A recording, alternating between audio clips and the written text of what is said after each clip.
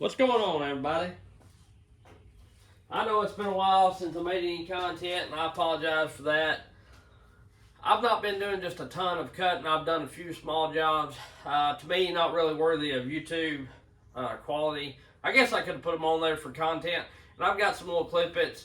I was just pruning, or not pruning, but trimming some limbs out of my neighbor's driveway so he could drive through without scratching the hell out of his vehicles every time he come in and out of it, which was some pretty good pile of brush by the time I was done. I'd say it was 2 or 3 pickup loads full, but it wasn't a whole lot of limbs. I only cut like 6 limbs. One of them was about like that, but I've cut them all with the pole saw.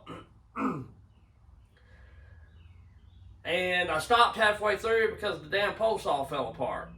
So, one word of advice: if you have any of the STIHL products, the HT131 or whatever the hell that thing is, HP, I have no idea. But you know what I'm talking about. The pole saw or the common kits, check your screws and make sure they're okay or tight, because I have found, and I've got some things coming up, I have found that on those, the fasteners are not as tight as they need to be. I guess the dealers don't tighten them like they should. There goes the unit every time I make a freaking video.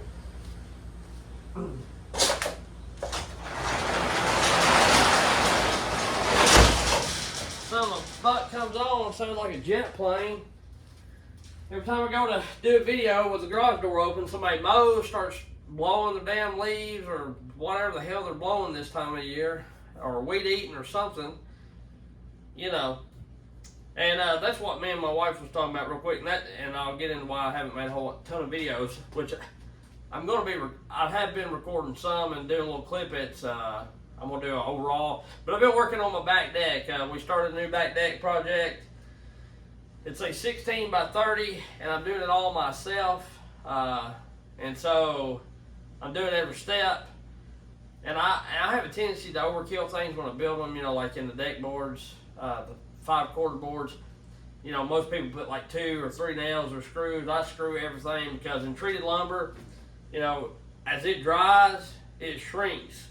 So I put all my deck boards tight. A lot of people, I see them leave gaps in them, and then when the board shrinks, then they've got a huge gap. And I've seen people nail them, and when that board shrinks, if you don't sink that nail really good, then you've got nail heads sticking up. You got to go back and beat them down. So I screw everything in treated lumber because it just shrinks so much. But anyway, it's a 16 by 30. Actually, it's like 15.9. But basically it's 16 by 30. But I have a tendency to overkill things. I don't like bounce in a porch. I used 2x10s, went 2 foot on centers just because I found when I was building decks for people, even though I went 16-inch on centers, you still get quite a bit of bounce, and you got to have always build like piers if it's a long span. Anything over 8 foot, I put piers in the middle to keep that bounce and swag out of it. You know what I'm saying? But anyway, we'll get into that later. But that's why I've not made a ton of content as far as on saws, whatever. I've been piddling with a little bit of saw stuff. Been doing a little bit of tree work. Went and looked at a little bit of tree work. Just haven't been doing it because, excuse me, I promised my wife a deck 2 years ago, and I cut the railing down and all that damn mess you see over there, and that's kind of how it got left.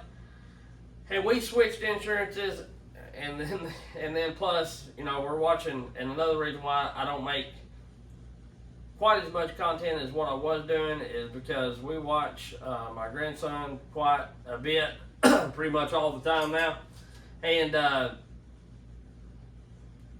you know, my wife watches him during the day. And of course I'm going to work, but you know, he's at that age he needs a lot of, he's not bad or anything, but he's a 2-year-old. 2-year-olds are busy. We are old, you know what I mean? And and he wears her out, just plain and simple. And so I try to help her with him, you know, as much as I can. I'm not as much help as I probably should be, but I do try to help her. So that's kind of why that my YouTube is slowed down just a little bit. But I promised her that deck, and as long as the good Lord don't, you know, take me out of this place, then I'm going to try to build that thing for him. Or something happens, I can't use my hands or my legs. So I'm about halfway done. Well, not quite half. I'm probably 3/8 of the way done with it. And as soon as I get done with that, this thing is wearing me out. I'm going to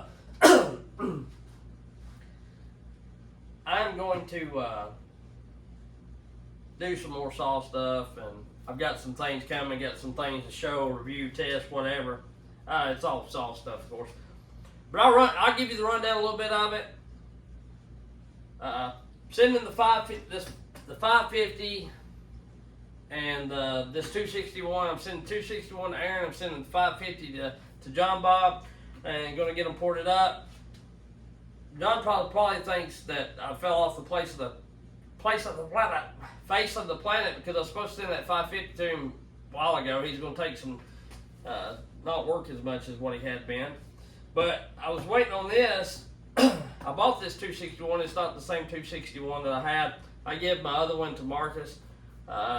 He's starting to do some landscaping, as you've seen in other videos, and he helps me out some. He has that little Echo 4510, but that thing really, for the CCs, it's a piece of crap. It runs, don't get me wrong, it runs good, but it's weaker than palm water. And so it was his birthday, and I thought he's done quite a few landscaping jobs, had to cut not huge trees, but some, decent sized trees and whatnot. And I thought he could use that saw. Plus, I wanted to get a 261 ported, and I didn't want to get that saw ported because, as everybody knows, like I said, I broke one of the case bolts in the front. It'll be fine for him. The stud's still in there holding. I put a little JB weld down in there. It's probably never going to come out, but if something happens, the case has got to be tore apart. It's going to have to be drilled or something, or a new case half or something. You know what I mean? So I wanted to get a good 261 for Aaron Port, one that had not had no funny business done to it, other than what I do. But anyway, so that's what I've got going on here. Of course, I've got the West Coast cover for it, 3-point dogs as usual. Put my deal on it. I put the vents in it. Of course, I've made videos on these vents before. Y'all know. That guy was supposed to send me some promo stuff and do a lot of stuff, and I was going to try to start maybe endorsing a little bit, even though I thought he was a little high on them. But these are just plain old soffit vents. But don't use them on your chainsaw. Use them in your soffit. But anyway,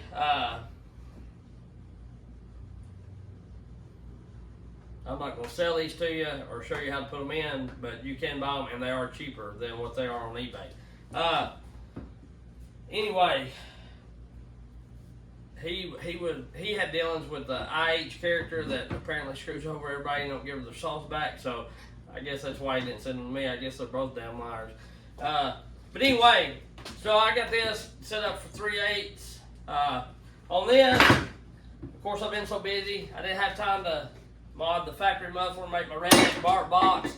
So I ordered this off eBay, which was probably silly because it was a little expensive. I don't know what these exhausts cost new. I know what you can get one for on eBay. I don't know if they're OEM, and I don't know if they're used or not, but they look to be about like 50 or 60 bucks at the most, and this was a little over 100, and so it was kind of a crappy deal, but it looks clean. It's really clean weld, a whole lot better than I can do even using my silver solder or whatever. And plus, I was out of silver solder, I ordered some, but I've been waiting for it to come in. It's the 56%. I've been using the 42 or 47, whatever it is. But anyway, so I just went ahead and ordered it. And plus, I wanted to see which muffler mod's better, one like this or the redneck bark box. And we may do a little bit of that before I send this saw to Aaron, or we may not. I have no idea. I don't want to get it just terribly dirty. I do want to run a little bit to make sure it runs because I did buy it off eBay. I bought this saw off eBay. I bought a couple saws off of eBay here lately. And I couldn't pass it up. I got a good deal. At the steel dealer here in Scottsville, these things are running $689, I think, nearly 700 bucks. I bought this thing for $550. Brand new. The only difference is, like, maybe up there they come with a 20-inch bar, 18-inch bar. This come with a 16-inch bar, which it does not matter because I don't run the heavy bars anyway. So I felt like I got a pretty good deal on this. And so that's what we're doing. Aaron, John Bob, be patient with me. John Bob, I know you're busy, so if I've been busy too. I've been dragging on shipping them. I do have the 550 cleaned up. I promise you, it's cleaned up, ready to be shipped. I got her all nice, pretty. It was all dusty and nasty, but I do have it ready to be shipped. I just was waiting on this. I've been waiting on parts. And the reason I put all these parts on the clutch cover and all that kind of crap don't matter, but the reason why I like having the filter and the mufflers on, like the bark boxes, when I send them to my guys to port, is because that's the way I'm going to run them, and I want them to be able to show, and plus not to, with the bark boxes, not have to muffler mod. You know what I mean? On this one, the only difference is I did order the West Coast clutch cover, or not clutch cover. I didn't do that, but the air filter. You know, back in the early days, they had a little problems with that foam peeling away from the this part, whatever that is. I can't remember. I had the name of it earlier, but the clamp, the rubber clamp, or the rubber mounting clamp system is what we're going to call it. So anyway, yeah, this is just a 401 uni. I think it's 1.5 inches inside diameter, which this, well, that's like a velocity stack, but this deal here, the carb intake inlet is like 1.75 inches. I did have an 1.75 inch one, which I think is the 402, or maybe it was 2 inch. And this one was a little tough to get on, I ain't gonna lie. I had to scrunch it up. But the problem is, really, you might near need like one that was 1.25 inches or 1 inch, and stretch it over it, make it really tight. That way, because the problem is on these unis that is like the green weenies or whatever, and that's what this is. You know, the foam's so thick, when you go to clamp down, it really jostles it down. And it ain't a problem like on the velocity stack of the 500i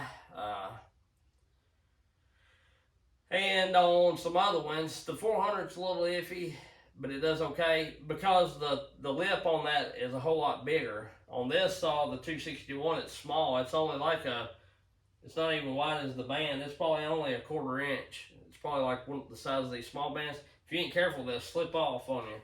So I am using the green weenie, and the reason that popped apart probably is because I was being a little rough with it. I changed my oil. If you read on those the instructions of those West Coast filters, it says don't use aerosol oil or aerosol spray oil or whatever.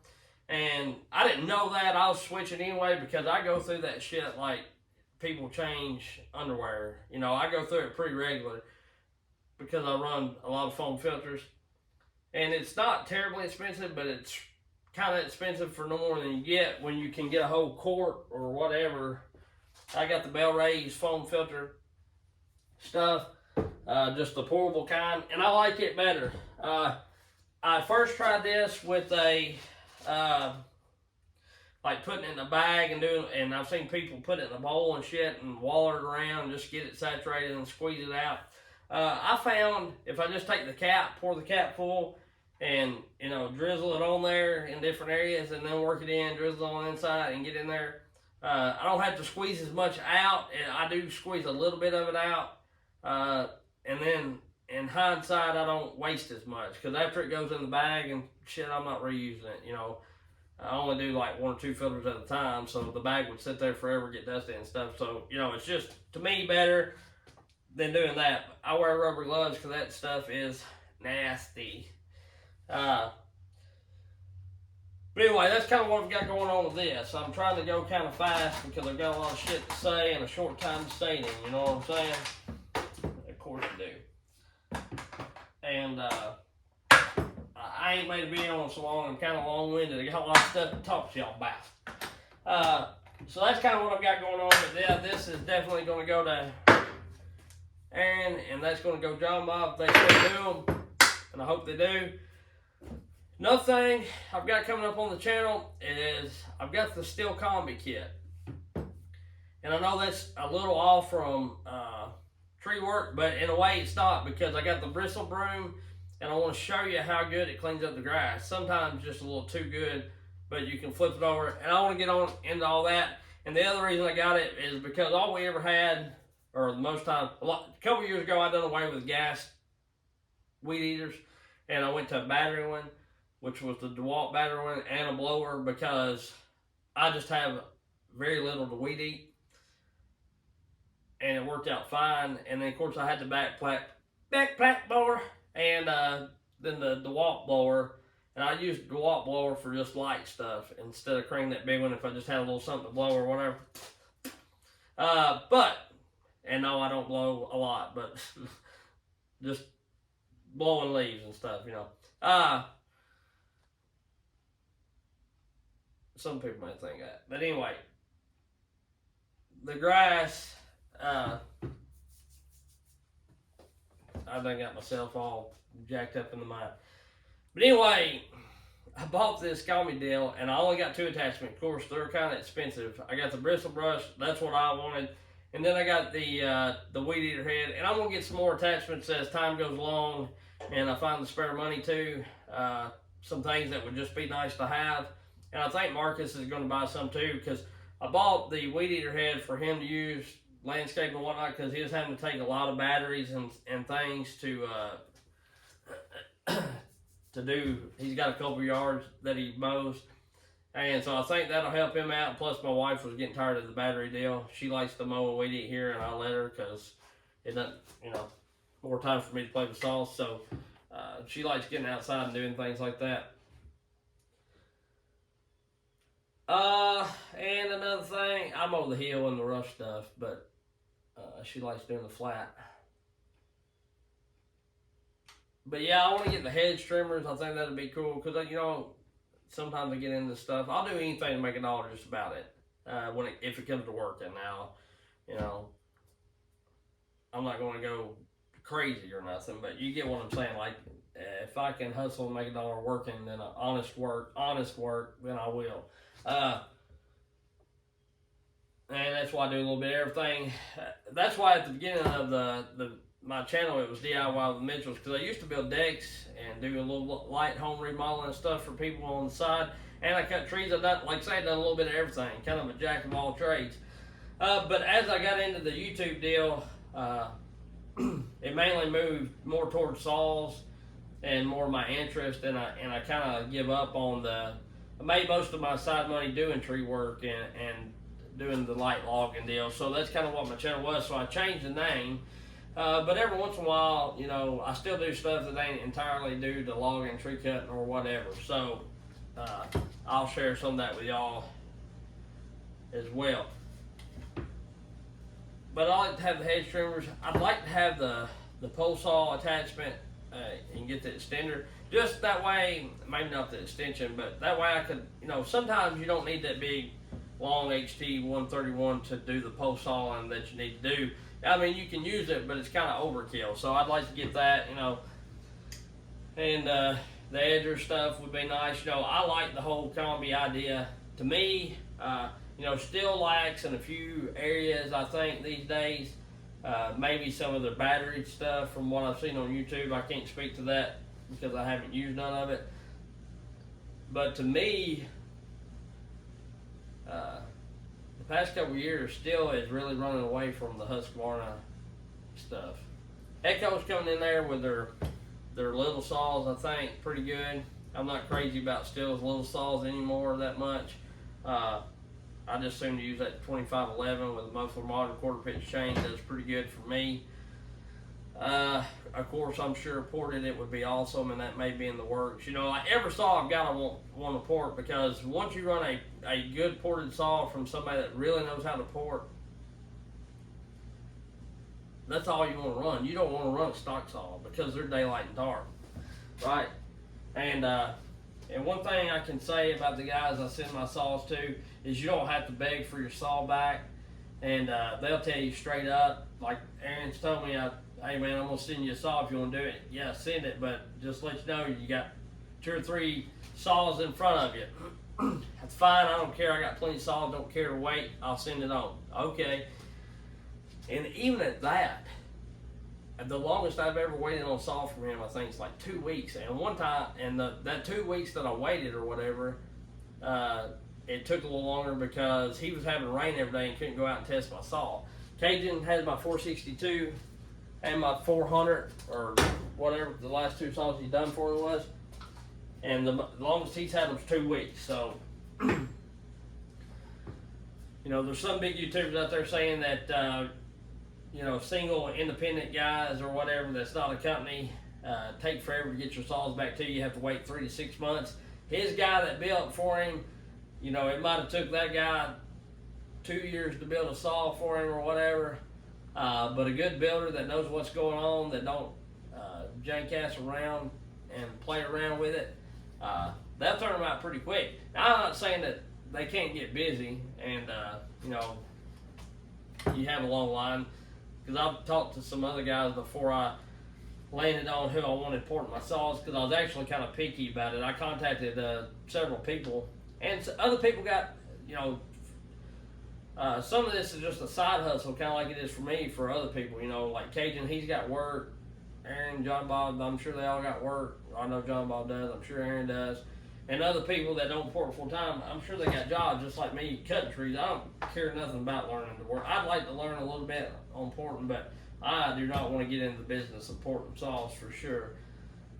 But like, you know, I'm sure, you know, if they get busy, then the saws kind of take a side seat for a minute. I'm not saying that, but what I'm getting is 2 years is kind of, you know, it's kind of crappy. But they're the type of people, if they have your saw, they want to get back to you as quick as you can. And on the note of ported saws, I'm still waiting on my rip saw.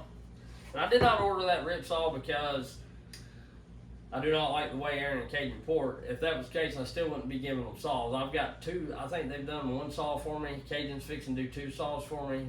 In the time that it's taking rip saw to send me 1 saw. So there you go on that. I ordered that saw, that 500i from Ripsaw on April the 24th is when they accepted it or acknowledged that they would build it or whatever, you know. The transaction went through or whatever the case may be. Or when they sent me the notice that, hey, we acknowledge you, we will email you when your order ships. And it's the 24th today, so it's been right at 2 months, 8 weeks, and I have not got an email yet. But on their description, it says, order now while supplies last. It could take 8 to 10 weeks to get your order. So I'm not going to get wound up either way, but I'm not really going to get wound up and say anything out of the way until it's well past 10 weeks. But my deal is, I'm in the business, you know, and managing jobs and whatnot. And I'll have a general contractor come to me and ask me, hey, how long will it take you to do this section or whatever, this area? And, you know, if I think I can do it in a week, I typically tell them it'll be 3 weeks. If my boss asks me, how long do you got on that? Or how long do you think it'll take you to do it? If I think it's 2 weeks, I'll tell him 4 weeks. You know, I always give myself like 2 weeks. And the reason I do that, and sometimes longer than that, just depending on what it is, but the reason I do that is that way if you run into problems or whatever, then you got yourself a lot of time. And 2, if you get done early, then everybody's real happy. But if you tell somebody, if you think you can do it in a week, and you tell somebody you can do it in a week, and it takes you 2 weeks, then they're really, really pissed off. So, you know, I'm not going to be that wound up because I've got plenty of saws, you know. But now if it starts getting into a month behind, then I'm gonna start wondering if they've just taken my money. You get what I mean? But the only reason that I ordered that rip saw is because you got a bunch of people out there really hyping them up, and only one person has ever, that I know of, ever ran the saw to say that they're good or not. The other couple, 2 or 3, are just saying that they're good because they've gotten something out of it free. Looks like hats, shirts, or whatever. And to me, they're riding on the back of the big YouTuber. So, and just mirror imaging kind of what he's saying. So I ordered it to be the other voice. You know what I'm saying? And try to get it out there. If they're crooks or no good, then show it, you know. Or if they're pretty good, then tell everybody they're not that bad. But, you know, even if they're really good at porting saws, or even if their saws just, I don't think they will, but say they beat what I've got already, they're considerably higher. But, you know, there's advantages and disadvantages to both of it, and I'll get into that when I get the saw. I'm not going to get into all that right now. But I do have another surprise. As long as the guy ships it. I did buy another saw off eBay just a minute ago, and supposedly, I don't know, he shows the receipt with it. It was on eBay. And when I do the video on it, I'll show the receipt and show where I bought it and everything like that. I didn't see any stickers on it showing that it was that, but I bought another 400C, and it is a rip saw, supposedly. And I bought this saw not because I needed it, again, because I wanted to compare their 400 to Cajun's 400, right?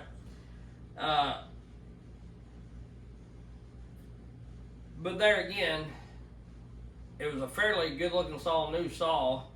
I think he said he cut 1 triaxle load of firewood, and that was it. I don't know why he was getting rid of it. Said he had too many saws. May have acted like he was kind of in a bind for money. I don't know. He may have just got rid of it. It may not be worth shit. It may be locked up. I have no idea. But supposedly it runs, and you're going to send me a chain. Says it's got the power of a 70cc saw. He's quite sure of it. Cajun's 400's got the power of a 592. Believe me if you want to, don't if you don't, but I've cut against the 592. That 400 wearing a 2-foot bar, and the 592 wearing a 28-inch bar, and the 592 has bigger dogs, the 400 has smaller dogs, so they probably had right about at the same bar in the wood, and the 400 was walking all over it. So get mad if you want to. Which the 592 is not ported, but to me, for a 67cc saw to run with a 90 something cc saw, you know. So that is what it is. I think more builders should do that, and I think it would give them a whole lot more clout, because you see a lot of guys, and there's nothing wrong with it. You see a lot of guys just run a saw and say, boy, it's fast. But hell, you don't know, they're cutting wood like that, or what? You don't know how they're cutting with it, barely leaning, you know, you just don't know. But anyway, I've been trying to rearrange my shop too a little bit. That process is not going to really worth a shit, I just tell you. But I did get me some file cabinets in here. But other than that, so that should be here. I don't know when he said he's going to ship that saw out. Maybe next week, Friday or Saturday. He said Friday or Saturday. Today's Saturday, so maybe next week. I don't know. Anyway, I'm not too wound up about it as long as it comes. He's in Pennsylvania, so I'm pretty sure it's a rip saw. I think that's where they're out of. But anyway, we'll see what it does. I'm not claiming they make bad saws. If somebody ports a saw and it gains power, if it's better than what it was stock and runs with maybe even a next size up or 5 or 10cc bigger saw, to me that's pretty good. But what I'm getting at, is it worth the extra money? Like they charge, you know, $500, $600, $450 to $600 for a saw, depending on compared to what I can get it at. You know, like I give quite a bit for that 500i. If I would have went to my one dealer, got a 500i, you know, they're $1,550 or something like that. They knocked $150 off for me, so I could have got it at $1,350. Sent it to Aaron or Caden. Paid shipping. Just say that was $100. So there I'm at back to $1,450. And even if they, you know, they charged me between $300 and $500, just say if they did, I would be at $1,600 to $1,850, and with ripsaws at 22, you know, it's $2,200 something for the 500i by the time you get tax, shipping, and all. So that's the other thing, you know. And then you're waiting 2 months for a saw, not knocking them, like I say, you know. And I'll get into more of that,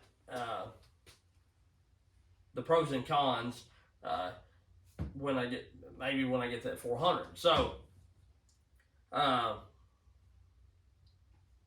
it should be broke in, and that 400's broke in. That's one reason I got it, because when I get that 500 from Ripsaw, it's not going to be broke in like my 500 is, because I run my 500 quite a bit, and it you know, may, once it gets broke in, make a little more power. So, but I'll break it in before I compare them. But yeah, so I bought it, and the only reason I bought it, not really because kind of because it was a Ripsaw and it intrigued me. But if, you know, he get $1,500 for that saw new. I've seen the receipt. The receipt's on there, on eBay, and I'll show all that when I make the video. But I bought that thing for $1,000. Tried to get him to let it go for $900, and I don't think he was quite geeing and hauling with that, because he had it biting out $1,200. So he come down $200 on it. You know, he had the saw a year, but he lost like $500 on it. So what I'm getting at is the saw looked fairly new to me still yet, and my thought was, I'm giving $1,000 for a ported saw. You can't even go get a new 400C for that. You know, they're like $1,050 or $1,150 right now, by now. And so I give less for a ported 400C that has just a little bit of use on it, less than what I could have got a new 400C for that is not ported. Yes, it does not have the 4-wrap panel, nor does it have a bark box or the clutch cover or no shit like that.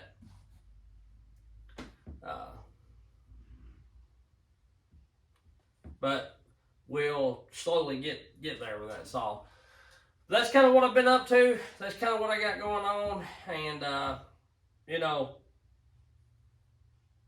I've been buying it. I've bought a couple saws like crazy. This one, I got that, should have the Ripsaw 500 coming in, and should have the 400 getting here. And so I need to quit buying saws. I need to sell some, and I may make a video about that, letting some saws go. If any of you think you may be interested in some saws, holler at me, and we'll see what we can do. If y'all watch the channel, you pretty well know what I got. So, or if you want to see a video of what saws I have for sale, just leave it in the comments, and we may get there. Right now, and that's why I think that guy kind of let that go so cheap. Right now is a bad time of the year to be trying to sell saws, unless somebody's a logger or a tree guy like me. They're not looking to buy a saw this time of year. The only time people is really looking to buy saws, I think, or for the most part, is in the late summer, early fall, or maybe even during the winter. They have a saw that they've used for 20 years, and it finally goes down mid-stroke fire season, and they've got to buy one. Because me, and I don't know, and there's some people I know that do cut firewood in the summer. Me, I like cutting my firewood in the late summer, fall, and even into the winter. I don't like cutting it in December and January when there's 40 foot of snow on the ground. But to me, I don't want to be sweating my ass off cutting firewood. I'd rather it be a little cool, be nice out, enjoy yourself, you know what I'm saying? And that might be a little bit of another reason why I've slowed some YouTube videos because it's damn hot. You know what I mean? It's been hot. It cooled down for a little bit, but good night. But anyway, that's what I've been up to. I appreciate y'all. We've hit 10,000 subs. That's blown my mind because, you know, Golly just been doing the channel like a year and a half, and it's blew my mind how well that my videos have been taken to. A couple of my videos have done really, really well. So anyway, we'll catch y'all later. Be looking forward to some comparisons coming up on saws and possibly even some cutting and a little bit of a deck building video here and there. So we'll catch y'all later. Have a good one. I'm going to try to go live next Friday if nothing changes. I'll put a link, a tab thing in my community tab to let everybody know. So appreciate y'all. Have a good one. And remember, woo, STIHL is still your daddy. For sure.